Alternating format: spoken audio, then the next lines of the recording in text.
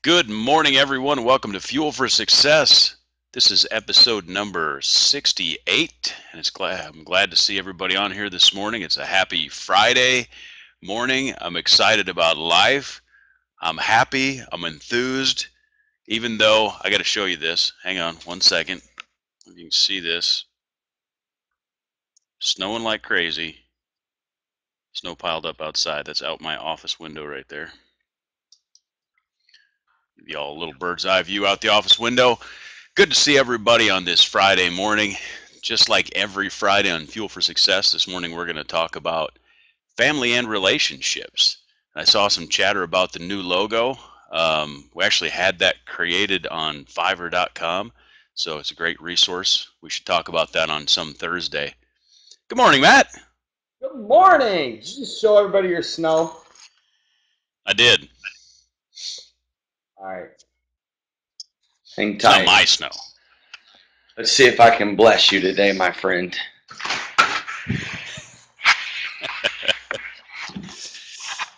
Time for a little walk. You know it? Wonder how good your Wi-Fi is going to be all the way out there. Oh, it works good. We got Wi-Fi out at the pool, bro. We don't play. All right. I might just shoot it right here. Whatever you need to do. It's just pure heaven, my friend. How do you live where it snows? I actually like it here. So there. Well, I can't Like help it. you there. So, how are you, man?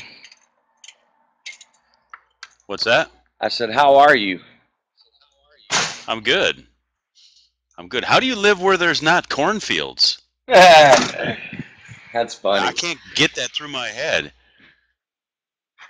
Well, I mean where you can't drive 5 minutes and be bow hunting. Huh? Amber said I was mean. Britton said it was wrong.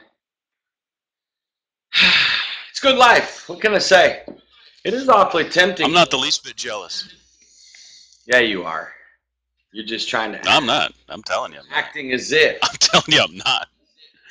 Hey, I could spend a couple weeks a year in Florida, but outside of that, no way, man. Well, then start doing that then. Hey, I'm at a week already. That's unacceptable. Only April. Dial it down, my friend. Hey, what's going on for today, buddy? Let's thought we'd hang and chat a while. All right, let's do it. Wait, what episode is that? Is that episode 68? It is. Is it? It's a little. We got to do something big on episode 70. Yes. That will be on Tuesday. Hey, I saw that you put the announcement out there. Fuelforsuccess.tv has its own YouTube channel today. Which, by the way, good job so I was frustrated with the fact that, like on a smart TV or Apple TV, one of those things, Apple TV, that kind of thing, Roku, you couldn't really watch Fuel for Success. So I fixed that. So you can watch Fuel for Success with the remote on Apple TV now. Yeah. I love Apple. Go to the YouTube channel, man. Apple TV is actually my favorite piece of technology. But I'm frustrated with it because it's running slow. Do you know how to fix that by chance? Why it's running slow? Is it the HDMI cable? Probably not. The Apple and tell them it's running slow. Yeah, I would probably double check to make sure it's on the right Wi-Fi network. That's probably a good idea. That's what I would do. But I love Apple TV, dude. I use it every day, man. Literally, it is my favorite piece of technology, almost above the iPhone. Because I watch all my stuff on it. My YouTube videos, not my YouTube videos, but YouTube videos. Caleb uses it for that as well. Just, it's a cool thing. Netflix. Yeah, we actually, we have we just have a Bluetooth player that has a streaming media player built into it that works about the same way. And it's great. It's great. You can watch YouTube on there. Nice. So then, oh, what you got going on all weekend? Um, very little of anything. We've got our district men's retreat, but I was not able to break away for that. Um, it's a few hour drive with the weather and all the other scheduling stuff. Unfortunately, I wasn't able to get to it. So You sad I'm going to be about it? executing. I'm going to be hammering stuff out. I am a little bit. I do like men's retreat, although I think in general we retreat way too much and we need to advance more. Come on, talk about it. Um, that's cool. Tonight's Friday. I'll be working until about 6:15 is my goal. So 9 when I get done with Field for Success, I'm going to stay in my office all day. The only time I'm going to leave is to get my wheatgrass, and then I'm going to work until 6:15, and then I am going to the beach to watch sunset and listen to live music, do some bike riding and walking until about 9 Sounds o'clock. great. Then I pick up Caleb, do his baseball drills with him. I've been going to bed really early lately, so I'll probably go to bed early tonight. I got a busy day tomorrow. Caleb has 2 baseball games in Sarasota, which Sarasota is a beautiful city. If you've never been to Sarasota, Sarasota is probably Haven't one of been. my favorites. I regret when you guys were here. Of course, it rained so much while you guys were here, man. Yeah. I'm home this weekend, though. I don't travel again until Easter, man, so that's been nice. I go to L.A. Easter weekend to be with Rich Brown, so that'll be fun. Looking forward to that. And then we go to St. Louis. Mike, tell us just a 2-minute rundown of what you're excited about with St. Louis Mission 25, man. Well, I'm excited about several things. We've got my wife has made contact with some people, and we're going to be able to get in with a teen shelter with like 50 some teens, which we'll be able to serve and bless them. And I'm excited about that for sure. I've never really been on the streets in St. Louis. I think there's a lot of opportunity to minister to some folks out on the street there as well. You know, that's good. It's just going to be an exciting time. And I'm not sure of all the details quite yet. We're still pulling all of them together, but um, we'll Excited be doing about so all many the things. But even teams. if we, Go ahead. yeah, No, go I ahead. was gonna say even if we only get to that place, that would be amazing. But we're gonna do so many other things, so it's gonna be packed. I'll tell you what It's gonna be a great amazes me mission trip. about Mission 25 St. Louis. Number one, our registration is skyrocketing. People are coming. I think we're over 75 so far as of today. But here's the deal, man. Forget that. Starbucks coffee, man, stepping it up and gave 500 cups of free coffee to Mission 25. That's almost unheard of, believe it or not. But, sad day in the world when Starbucks is out giving the church. Not our supporters here on Fuel for Success. Our supporters on Fuel for Success are insane, amazing. But no, that's cool. And It's I true. believe God's going to bless Starbucks. I believe hey, I believe in that. And I believe that anybody that gives is going to be blessed. So Starbucks is going to be blessed. But we are going That's right. to a homeless teen center. There's going to be 52 teenagers. Mike, I think about those kids every day. I've been thinking about what we can do for them beyond just pizza. I've been trying to just brainstorm how we can help those kids and serve them. So that's going to be cool, man. And then, hey, our basketball hoop showed up to the women's shelter, so they're going to be sending me a picture as soon as they get it set up, so that's cool. We're also going to bless the homeless in St. Louis, and then the ladies' women's shelter. We love going to those ladies' shelters, man. Quick update, real Right. quick, Mike, with our grandma in Tennessee, the one that has the 5 kids that we got her into an apartment. Actually, the delay was that there was no apartments available. Finally, I believe in a week, they're going to be able to get in. And Be about a week and a half about a now. week and Yeah. a half, so that's exciting. I can't wait for that. I almost want to drive up for it. I'm thinking about it just to help them move or just to, maybe throw a little welcome home party. I did hear that I think Yeah. they're, $180 short on just the overall everything, so we'll raise that and get that taken care of here over the weekend. But that's going to be cool. I can't wait for that, man, to see that happen. So a lot of really exciting things happening with Mission 25. I was at my son's football game yesterday talking to some dads. One of the dads follows me on social media, and he's like, dude, what you guys are doing with those missions trips are amazing. And another dad started asking me about it, so I started telling him. He goes, you know what? He goes, finally, I've been saying for all these years that we need missions trips in America. And again, that's what Mission 25 is. We're not going to Africa right now or the Philippines or to a third world country. We're doing a mission trip right here in the United States, because a lot of times we go overseas and we forget about the fact that we have a mission field right here in the United States of America, huge mission field. So very excited about that. I'm actually going to be doing some Mission 25 stuff here in Tampa this weekend with the homeless. So looking forward to that, bringing them some Starbucks and stuff like that in the morning with Caleb. So hooking it up, my man. So what do we got today, bro? I know we got some cool things happening with family and relationships. Let's talk about family and relationships today, Mike. Sure. One last piece of information just for those, because I like to ask people, what can we do to make Fuel for Success better? And one of the things was a YouTube channel so we can be on more devices. The other one is an actual podcast through iTunes. So I'll get that executed today. So by Monday, you'll be able to subscribe to a podcast on iTunes. Only Mike, man. Only Mike. That's my boy right there. The man is an executor. My text chime just kept going off, so I just wanted to turn it off here, my friend. Dude, I turned my phone off at 10 last night and didn't turn it on until like 7.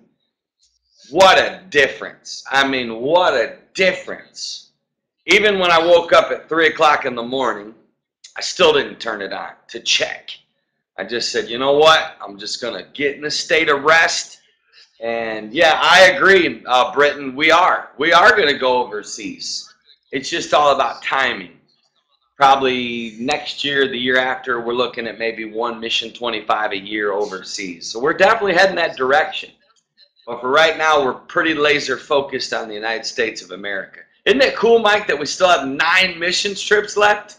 I can't even fathom. Like, you could take and do a movie just on our first 3 mission trips. I can't fathom what's going to happen in Chicago, Detroit, New Orleans, Washington, D.C., right. New York City, St. Louis. I know, Carol, Minneapolis, Philadelphia, man. Philadelphia is going to be amazing, bro. We got some cool things popping out for that one coming up in May. But just looking forward to it, man. Running the rest of the year out. It's going to be fun. You know what's going to be fun is New York in December, bro. That's going to be tight, man. That's going to be real tight. Going down and blessing all those kids with Christmas gifts and toys. And it's going to be really radical, too. It's going to be big. So I'm assuming New York might end up being one of our biggest ones yet. We'll see what happens. Tell us what we got today, man. I can talk about Mission 25 nonstop, you know. I know. We almost need to do a daily Mission 25 show. I know. I would love to. Maybe God will open the door for that somehow. No, right now I'm not sure. You know what? You just made a mistake. You just made a huge mistake. All right.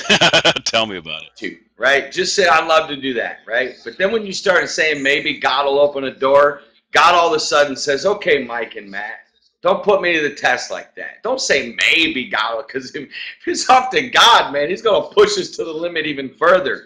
So let's just say we'd love to. Are you down with that?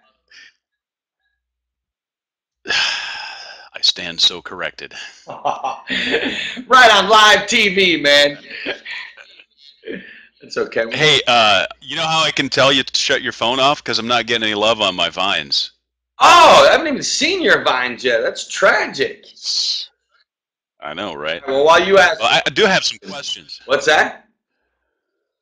I said I do have some questions, so we couldn't get to those if you'd like. Okay, I'm in. I'm all in.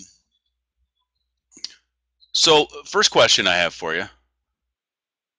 So you didn't even watch it. You liked it before you even watched it. Huh? I know, because I knew I would like it. I'm liking it by faith, but I'm going to watch it. Don't yell at me. I'm like, he just... Anybody watching Crazy. this show today, normally we put out good content. We're sorry that this morning has been a little whatever, but stay tight. We got 67 It's banter. previous episodes with all kinds of content. Sorry that Mike got me into a horse-off mood today. All right, let's get focused, man. Let's get focused. A what? Horse off. Hey, I don't know what that even means. Did you just cuss? I can't use the words Carol uses. I can't, you know.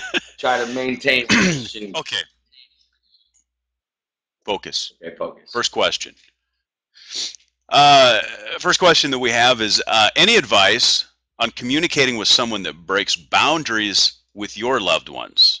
You follow what I'm saying? Yeah, I think I need a little more explanation in the question. Are we referring to like in-laws? Are we referring to like some dude flirting with your wife? Are we referring to someone like talking to your kids the wrong way? Are we talking about people that just come over at dinner time uninvited and sit right at the table? Break it down for me. Maybe we can go into this. Or maybe you'll start with the answer. How about it? Well, I'm actually, and I don't really have a lot more background on this other than the question itself. But the way that I'm interpreting it is that someone that's close to you and your family, and someone else from outside your family, sort of oversteps their boundaries, whether it's a teacher in their life or maybe like you said, some dude flirting with your wife, whatever it is. But somebody that's coming in from outside your family that is really sort of, how do you deal with and communicate to those people that break those boundaries? All right. Well, number one, let's just talk about the basics of communication, which I've yet to master, but it is a very high goal in my life to master communication, Mike. So let's just start with the basics. Number one, the best communication is clear communication. There's nothing more frustrating than trying to guess what someone is trying to say. So number one, you need to become extremely clear with the person that's broken the boundaries. Number two, it's all about approach and it's all about timing. See, what we want to do is we actually need to sometimes confront, but we don't want to become confrontational. A lot of times there's misunderstanding involved. A lot of times a person's motives were right, but their actions were wrong. So you don't want to like blast people or come across really defensive. I've learned, Mike, from my own life that when you're defensive or you're confrontational or the Bible says a soft answer turns away wrath. So yes, you need to communicate clear, but it needs to be done in the right spirit and the right, with the right approach.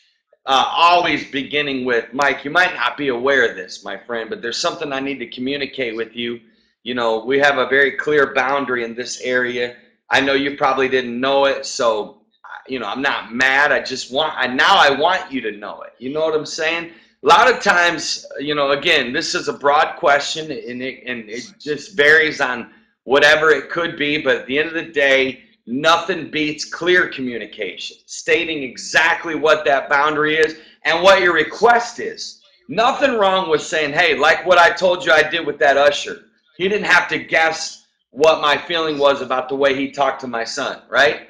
So it was clear, but I also gave a request of, I'm going to have to ask you in the future to come to me first. You know what I mean? So always give your clear communication, and especially when a boundary is involved, make a request centered around that boundary. Meaning like, hey, I'd appreciate it, if you don't text my wife. I don't know what the situation could be.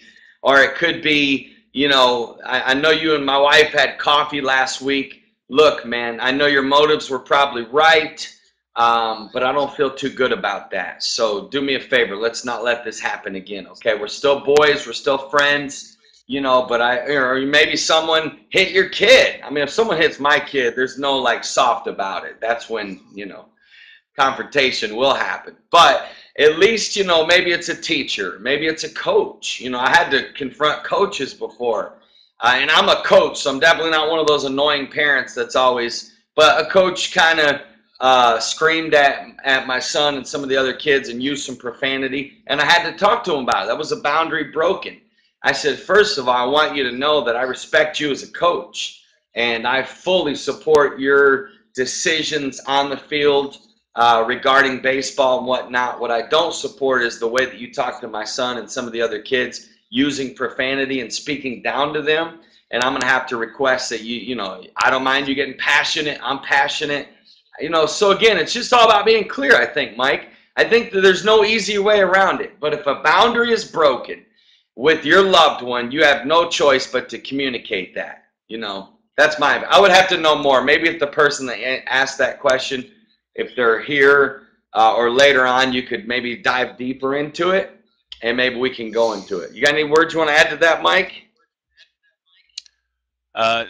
You know, I was actually going to ask, what if sort of a follow up, because I had a situation. I was actually talking to John last night. We were at the train station till, hey Pacey, glad you can make it. I noticed that Pacey had said that the time doesn't work for her quite as well, but I'm glad you were able to make it this morning.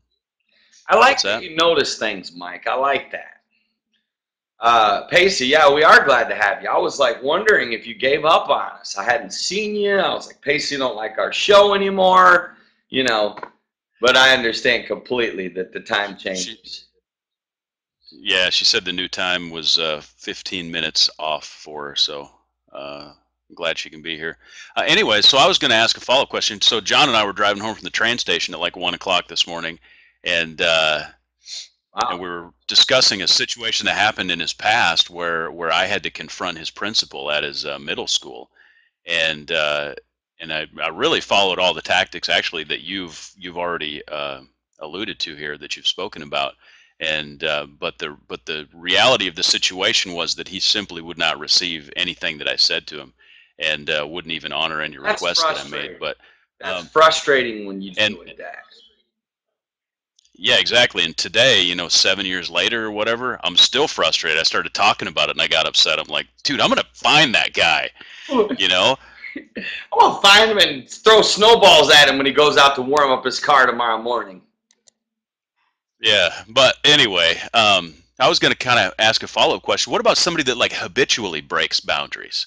What about someone that maybe it's someone like an in-law or somebody that, is, you can't just, we know that, we want to keep the people that are in our life, safe people, and try to keep the toxic people at length. But what if it's somebody that you can't avoid? Maybe it's an in-law or a family member or something, like extended family, and they have, because there's people that sort of have no sense of boundary. What would be your advice there? The key word that you said, which I like, and I center my whole world around that, is safe people. I'm extremely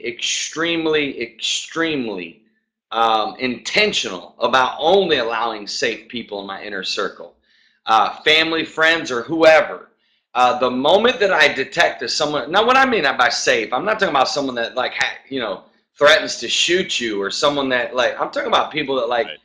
A safe person is going to respect and honor your request. A safe person is going to respect your boundaries, even though they may not agree with it. You know what I'm saying?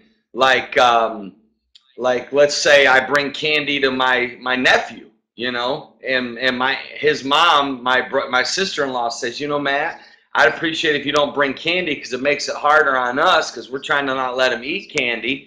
Well, then an unsafe person would get an attitude about that, but a safe person oh, I totally respect that, no problem at all, and not take it personal. You get what I'm saying?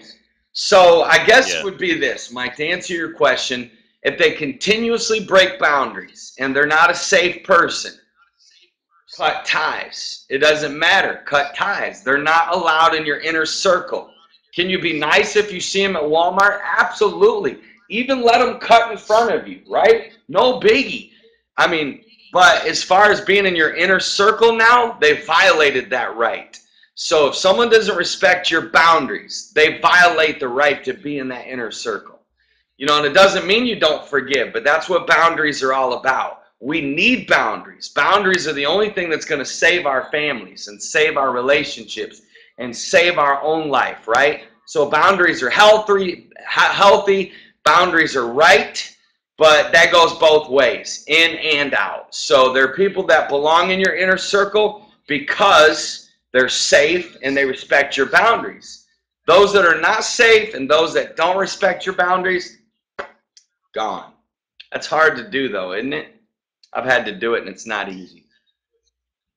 It's hard. And especially sometimes the constructs of life that we live in sort of make it impossible to completely cut ties with someone. For example, if it's a teacher, a principal, or Yeah. maybe it's a sister-in-law or something of that nature. That, but Mother-in-law. there's right. Dude, there's nothing worse on this planet than bad in-laws. You want to talk about stress and headaches, right? I'm sure that's true. I'm sure that's true. I have great in-laws, so I don't have any personal experience with that. But Now, and you have an awesome son-in-law, Mr. and Mrs. Hopkins, or no, what's Carol's maiden name? Eartham, Eartham. Mr. and Mrs. Eartham, you got a great son-in-law, and I know they know that. They love you. yeah, they're good people. Um, cool. Hey, so we got about 4 or 5 minutes left. How I'm did gonna the I'm show gonna go just by sort so of fast lever. today, Rev? I flew by. Uh, our our people are speaking in Spanish over here. Are you guys? Are they talking bad about They us? are. They're saying they're going to another show in Spanish. There is no other show. It's this show. Actually, someone just started speaking in tongues. David Sandy just started speaking in tongues. Te amo mucho. That sounds like speaking in tongues to me. No, I'm just kidding, David. It's No, all good. it's It's all Espanol. good. It's all good, man. It's funny. So we got 4 minutes. So yeah, we were talking about communication, and I like the vibe of where we're going with that. And let me ask you this now, so because sometimes we have I wouldn't say broken boundaries, but let's say frustrations with our loved ones, those that are close to us and maybe even in our inner circle. And sometimes we have frustrations that we really, should we communicate those frustrations? Should we always communicate them or just sometimes? And when is a good time and a good way to sort of open that communication and bring that to those people that are in our inner circle? Does that make sense? Mike, that's an art. Okay, this is a we need to carry this on next Friday because I'm gonna go like 3 minutes into this, and then there's Hmm. no way to go because this is a good question. When and how and should we communicate frustrations to loved ones, to friends? So the answer is yes and no. Uh, I believe for every criticism or correction, every constructive correction. Say it's your kid. There's actually a scripture in the Bible that says, "Don't overcorrect your son, lest he becomes weary of thee." There is such a Right. thing as giving too much correction or verbalizing too much frustrations to where you literally wear people out, right? So, as a general rule, it is this: for every one correction, there should be 10 praises, 10, you know, 10 compliments, so to speak. 10. So, in other words, you don't want to I like always that. be nitpicky, they call it. You don't want to always, you want to start catching your loved ones do right, not wrong. But at the same time, you do need to communicate frustrations because if you let it build up, then it's going to put a wedge in that relationship. It's going to kill the intimacy of that relationship. It's going to kill the openness that's supposed to be there. There's with our loved ones, man, our friends and our family. There's not supposed to be weird vibes. There's not supposed to be when I walk out of your house, Mike, and like when you leave my house, right? I hope you and Carol don't get in the car and for the next 20 minutes, just like, hey, right? I hope it's like, man, I love hanging out with Matt. He's such a blast, right? Literally, like, so same thing with you go over to your brother's house and the whole way home you're talking about his wife and you know what I'm saying? And after a while, those aren't the way relationships are supposed to be. You go hang out with friends. When you're done hanging out, it shouldn't be when you're done talking about their weakness. So my point is this. We need more quality relationships. We need deeper, we need more intimate relationships where there's good vibes, not bad Mm-hmm. vibes. You know what I'm saying?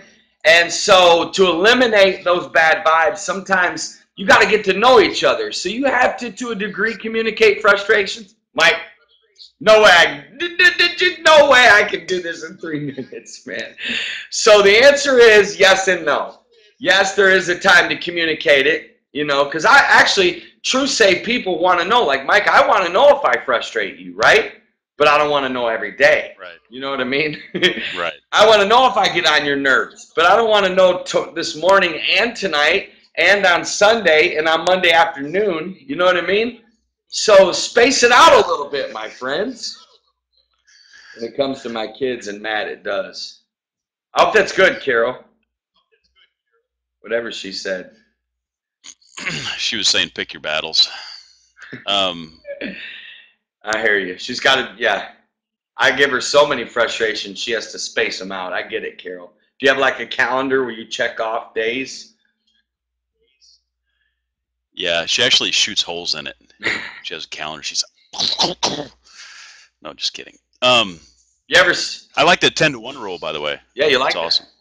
I try to practice that with Caleb. In other words, there's times that I see him do things that frustrate me. I'm just like, you know what? I'm gonna let it go. It's all about timing. You know what I mean? Like last night, he lost the game. He lost the football game. He threw an interception on the 10-yard line. And was he ever down? Because he drove the team back, and they were marching. And he got rushed by two middle linebackers, and he threw it right in, and the guy ran it back for a touchdown. He was devastated. And so, as a dad, I was like, yeah, I'm gonna give him a speech the whole way home. Like he should. What was this? You know, as a dad, I'm thinking that, right? Like, Caleb, what? Take a loss. You know, you're on the 10-yard line. It's first down. You know, which I question why the coach did a passing play on first down anyways. But anyways, that's a whole nother subject. But so I decided, you know what? All I'm going to do on the way home is talk about all the unbelievable plays he made, because he did. And I didn't even mention the interception until this morning at Cracker Barrel. That's how much discipline I had. It was hard, man. That's why I had to go to bed early last night, because I so bad wanted to say, Caleb, come on, man. So I slid it in there this morning in Cracker Barrel once the opportunity was there. Yeah. You got to wait for the right opportunity and the right timing. You know what I mean? I know Pacey, he beat himself up. I know. I hated seeing the tears in his eyes. You know. Yeah. You're exactly right. That would have been the absolute worst time to bring that to him. Playing football, right? The last thing he needs to hear is, you know, whatever. So the whole way home, I'm like, dude, you were freaking smooth, man. I just, all the good, you know. Hey, what a close game, you know, and all this stuff. And then, you know, this morning he kind of brought it up. And so I was able to slide it in, you know, to where he knew won't happen again. Anyway, Mike, hey, listen, I love you, bro. What a great topic. We'll hit more on this next week, because I think both you and I want to hear your take on that as well, because you're actually extremely a patient person, and you're a male and you're patient. So I'd like to get some of your take on that, how you've become so patient. I think it'd be good for husbands to hear and other men to hear. A lot of men are not patient. You're just a patient guy, man. I envy that. So, and I respect it. But at the end of the day, we're 68 episodes in, my friends. Here we come. There's no shutting us down now. Feel for Success is marching and moving. Mike's getting us on podcast. He's already got YouTube, feelforsuccess.tv. Watch any episode. But here's the biggest favor I need. If this show adds value to you, I need you to start talking about it. Put it on all of your social media. Tell your friends when you're hanging out with them this weekend. Tell friends at church. Text people oh, you missed the whiteboard? The whiteboard's there. What do you miss? The drawing, Pacey? You know, my problem is that my family, I'm very patient, but my family comes in and they leave the pens open and now they're dry. Look. Now that would drive me up the wall personally. because there's just no excuse for leaving the pin top open, right? That's what I would say. Isn't that what you say? I'm okay with it. I just need to get new pens. See, that's how you're to be like Mike. That's my new.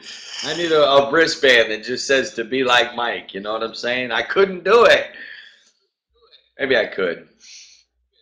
Anyway, great day, You Matt. can't. Good luck with the Don't. snow, bro. Good luck with the snow. I'll be Snapchatting you at sunset tonight, and Right on. much love to everybody else. God bless you guys. We'll see you Monday. Have a great weekend, everyone. Love y'all.